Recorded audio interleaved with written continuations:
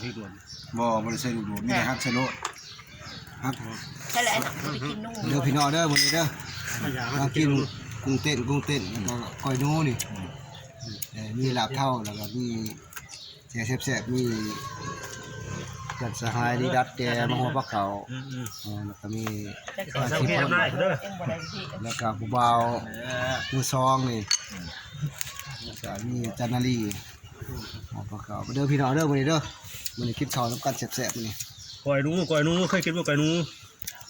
มีก้อยหนูนี่เคยได้กินแต่ก้อยกุ้งก้อยปลาซิ่วก้อยกระป๋อมก้อยหนูหมอนี่บ่เคยเห็นนั่นเนาะบ่เคยเฮ็ดเนาะก้อยหนูเนาะ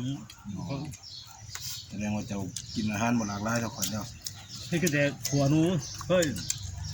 ดาวใส่เกลือเคยก้อยกุ้งพี่น้องชดออมแอมเคยมุกนิกมันอะไรล่ะนะขอสมัครกันเด้อพี่น้องเด้อยังไงก่อยนุ่งบ่แต่เพื่อน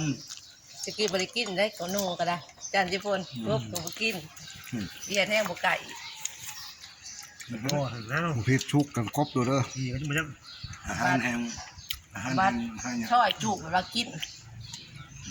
แล้วก็ยึดบกินคือว่าช่อมือได้นูนี่ได้นูนี่ตัวให้เพชรโจกับบุมาเนาะ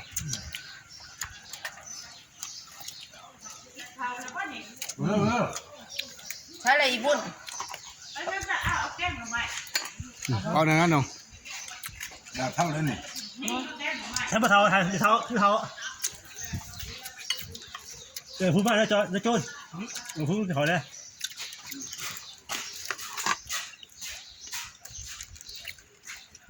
ครับเท่าพอบ่าวบนเดิมผมมีโทรศัพท์เป็นเชียร์นอกได้หลับเท่าเห็นอ่อนเนาะโทรศัพท์เชียร์ไก่เชียร์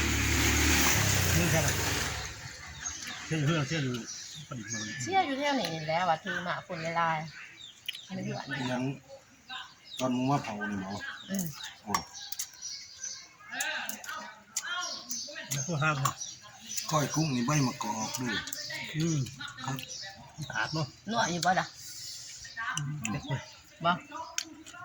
แค่นี้ได้อย่าอ่อนนิดนึงอย่าอ่อน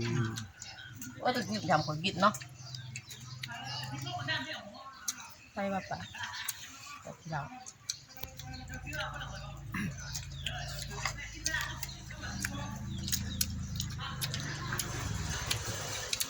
ก็ขึ้นตาไปเลยไม่ใช่เพราะมันห้อยนี่ลุบอยู่ลุ่มหมดเลยล่ะประมาณในบ่วงเจ้าเนี่ย